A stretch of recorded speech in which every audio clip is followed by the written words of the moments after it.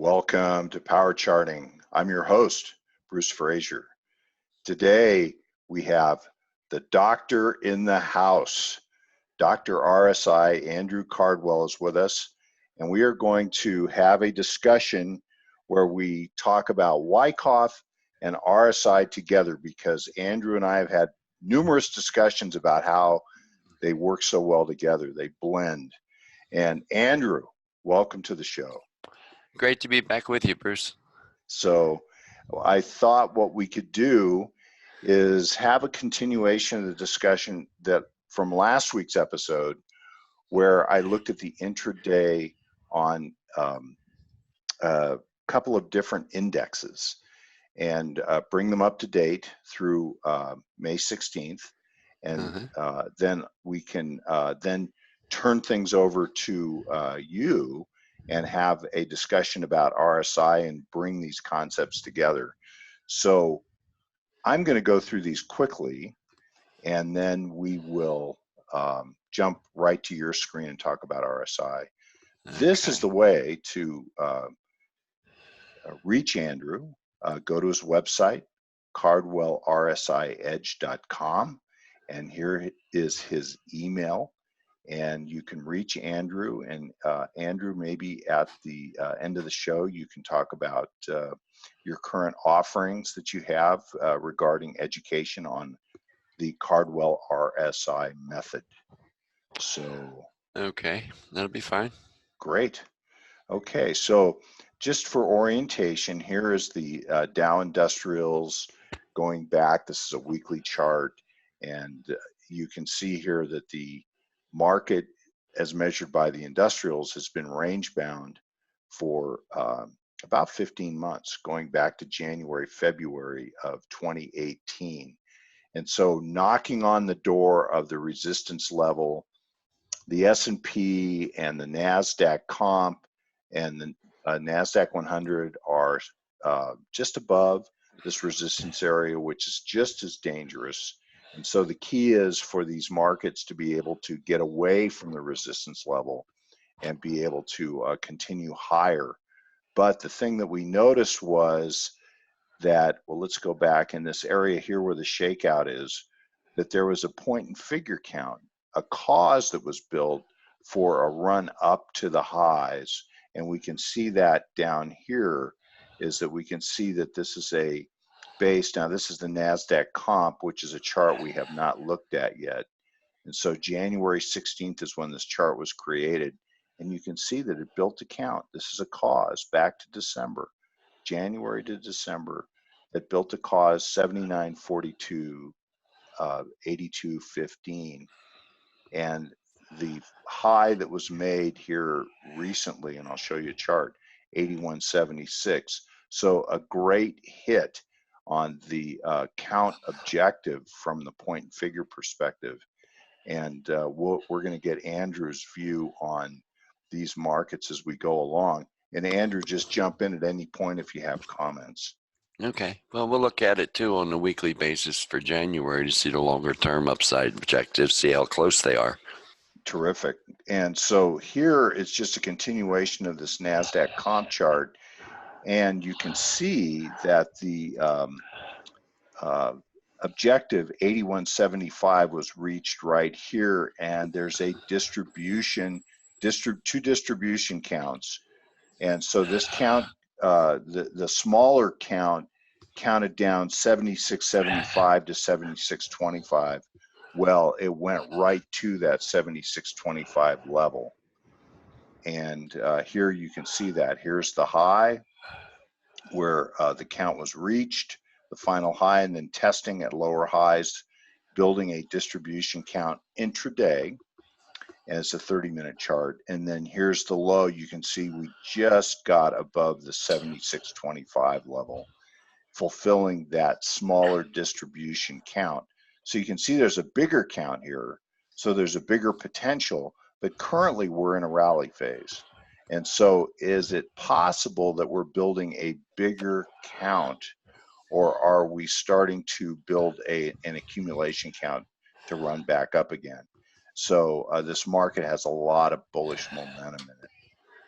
Okay, so now I want to show you, this is an NDX chart that we looked at last week, and we had two distribution counts. This first count was hit here, redistribution was made, and then we had a larger distribution count and a redistribution count, approximately equal objectives. And so let's look at what happened in the last week. And we can see that if we, this is my Frankenstein chart because I pasted on what happened next. But here's that larger count. I didn't put this little count in here, but they're, because they're roughly the same.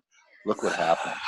Went down to an oversold condition, through under the downtrending channel, became oversold and climactic at the same time that it had reached this distribution count objective range.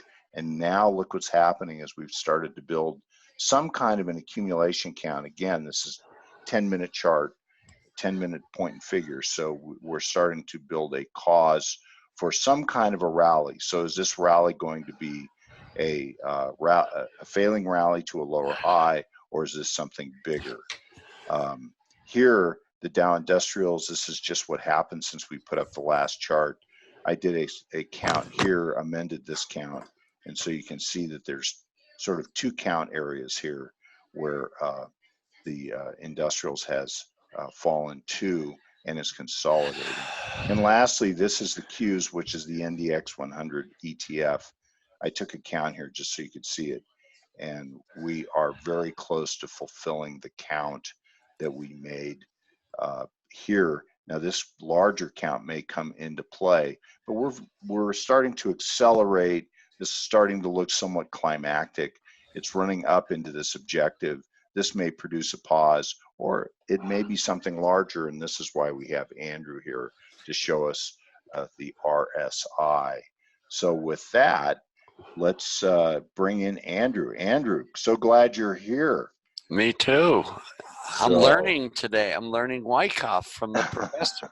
Well, Coffee and Wizard. And I'm learning RSI. So we're going to have a meeting of the minds here, and hopefully we can share these ideas with others and make them make sense in our discussion today. It'll So I'm going to. It'll be like a Star Trek mind meld, you know. Combine the two minds. Yeah, well, that's the best way to teach. So yeah, I'm going to pause now here so that we can turn the screen over to Andrew. Hang on just a minute. Okay, we are back. So Andrew, show us some principles of the Cardwell RSI edge method here with, in this case, you're looking at Boeing. Well, Bruce, I wanted to share something on Boeing because it's been in the news so much, number one. And number two, because you had recently mentioned it in your blog. One of the approaches that I have is to define uptrends and downtrends. The RSI is fantastic. I mean, 40 years I've been with it, the first 10 years without a computer. And a lot of the rules that I defined and wrote down to follow, I was following based on just daily closes because that's all I had. I didn't even have a computer at the time. And seeing different ranges, because classic Wells Wilder RSI is 70 and 30. And I noticed by doing the charts by hand, when people are bullish, they get excited, euphoric, and the markets go higher than 70 on the RSI. Get all the way up to 80 and sometimes 85 or 90. But when they're in an uptrend, they get up there, and when they sell off, it's still the same 40-point range, but you have to take it off the 80 level. So 80 and 40 became an uptrend range. 60 and 20 I adjusted because when a rally back, and I'll show you instance and situations and examples. But if you look at where the RSI was, and this is a weekly going back into late 16, price had been moving higher, RSI was moving higher, and it broke above the 60 level and went up through 70 and eventually got up over 90. But initially, when it breaks, the RSI breaks at 60 level, I put a moving average on it to smooth the volatility of RSI. And when the 9 came above the 60 level, the SMA 9 of RSI, I referred to it as initial upside acceleration, which tells me not to be shorting because the range has shifted into a strong uptrend. When the 45 broke 70, then I know I've got a long-term good position on. Everything that I've taught in my courses and everything you can apply to any time frame, but I prefer to start always with a daily. And seeing 5-minute and 15-minute charts, I usually narrow it down to that when it's time for a decision to make a trade. I also have always considered the RSI something that showed trend, how to recognize trend change, and the most dynamic feature, price forecasting, with what I call my positive and negative reversals. Because even though a market sells off, it gets a little overextended, it's not truly oversold until you get a reversal pattern. So the classic definition of divergence, bearish and bullish divergence, is not really a strong indication. I don't even look at it as a reversal.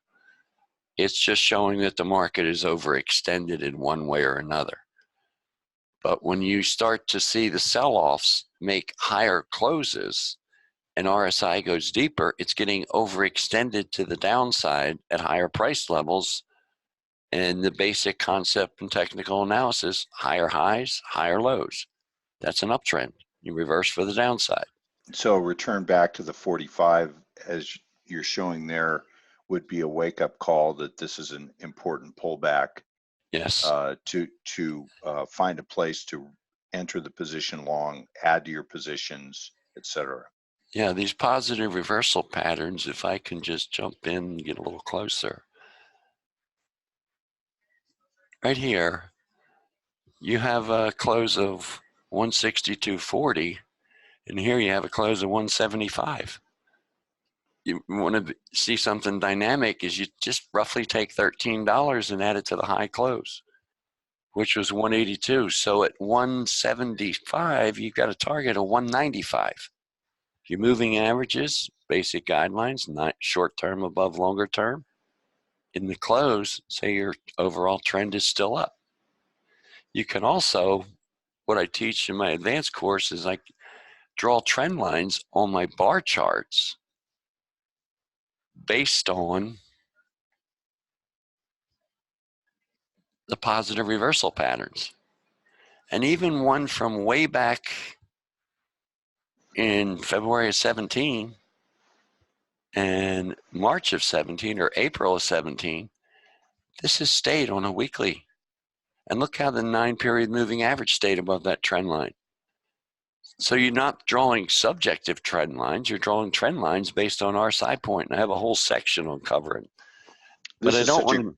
This is such a great example because this really was one of the stellar bull market performers in recent years, and it's just a classic uptrend that we should be looking for and participating in.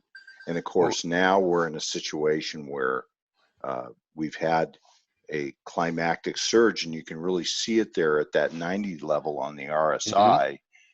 And all of a sudden you have a change of character. That the thing about Boeing that I find interesting is in January, February of 2018, you had that big overbought high, extreme climactic surge, but Boeing kept acting well on price, because you can see subsequent highs are going higher ahead of the market.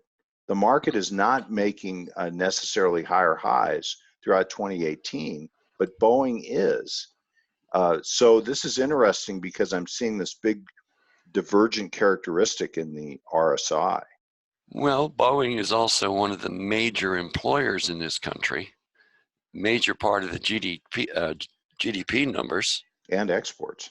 And exports. Yeah. And, you know, there for a while, General Motors was the bellwether of stocks. And then after a while, it changed hands and rotated over to Apple. And Apple was leading the market. But as far as this point of the positive, being able to draw a trend line on a bar chart based on momentum analysis, and then seeing the 9-day, or in this case, the 9-week moving average staying above that trend line.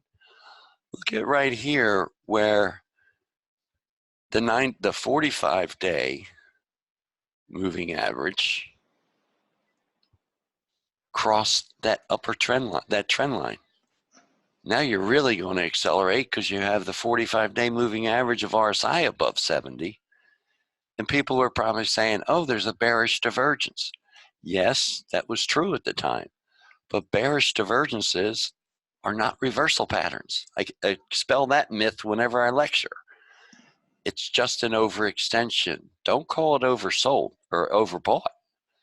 That's a misnomer because so many people say, well, it's a bear divergence, it's overbought, it's time to sell. And they sell and it drops, and it formed another positive reversal with those lows and kept going. Now, here's a case where we hit a high, 348.91, and then 356. That's a very sharp bearish divergence on a weekly, which usually isn't going to last. And it went down for a while, and then it started up again. Now you're taking a couple points that were key support levels because they were positives into another one, and then be able to draw another trend line. I mean, I have more fun drawing charts than anything else. And people say, it works. I said, yes, it works. Now connect those 2 points, and you're roughly going to get somewhere near the recent high. If I don't go off the screen first, maybe I can pull this down. No. Yeah. So it told you, okay, we're back above it, we're down, we're back up. Underside, another sell-off. And then you come down and tested the 40. And I believe you call them a thrust. This is a thrust in RSI. It's just an overexcitement. Everybody went crazy. And then it went sideways basically for a while. But this divergence, you start seeing these divergences and it always comes back out of them. I use that divergence. And then that other one, the third one. But what do you notice about these 2 points here? They never went back above 70. So sometimes you will see a momentum high in RSI with price and may not see a bearish divergence. And if it's well overextended, it'll sell off, come back, but not be able to get back above 70. This is classic. Then you get this last push that came up from about the 40 level. Remember, if it's 80 and 40, it dipped down to about 36, 37, and then tried it again at 38, and then it moved up. But this latest run that back in March of this year, I think might have just been one of those momentum highs where you do not get a divergence, and you're going to see a range shift where it doesn't come back above 60. And just to finish this point on Boeing, you'll notice the RSI didn't really get much above 60 recently. Let me scroll. Because after that high in March, we ended up not being able to get back above the 60 level. The 9 dropped through it. The 9 also broke the downside of that range, the moving average. The 9 went below 40. It's still down. In Wyckoff, this last rally, and it was a dramatic rally from December end of the year 2018 into the highs, was a really exceptional rally. Boeing acted better than most stocks in that rally phase. It was dramatic, and then all of a sudden it just turns and just falls right back to the old resistance line, which is now support, and consolidates there. And if you go to my blog, you'll see a point and figure count of that consolidation area. But then it falls back in to the prior range bound condition that goes all the way back to January, February 2018. And now you can see that it really is giving up a lot of ground on that last rally up and is showing weakness. And so this is really concerning because Boeing is such a bellwether stock. And so we, in Wyckoff terms, would call that an upthrust because it upthrusted the trading range, and then it failed, which falling back in produces a condition of an upthrust after distribution, meaning that all of that trading range that preceded it is potentially very large distribution. And this is really concerning because if Boeing falls below the support line, you can see that on my blog, then which is that low right there that Andrew just pointed to with his bar, is if you get below that level, then you have to conclude that that whole area was distribution. And of course, Boeing's too important of a company for that not to weigh on the market. And so I think Boeing's got to stabilize here and start to run back up again and get back above its prior that prior resistance line and do it pretty quickly. Yeah, well, one thing I wanted to point out too was when it sold off from this momentum high, there was no divergence. It just straight down. Yeah. And then it got overextended versus this bullish divergence we had, which actually had reason to turn up because everything else was in line and starting to turn. But connecting what should be a positive reversal, suggesting it's going higher, and it coming back to the trend line idea of taking it through that first low, the market ran right back up into the underside of that line and broke again. Let me zoom in one last point on Boeing. Yeah, and then I want to give you time for the Nasdaq-100. Okay.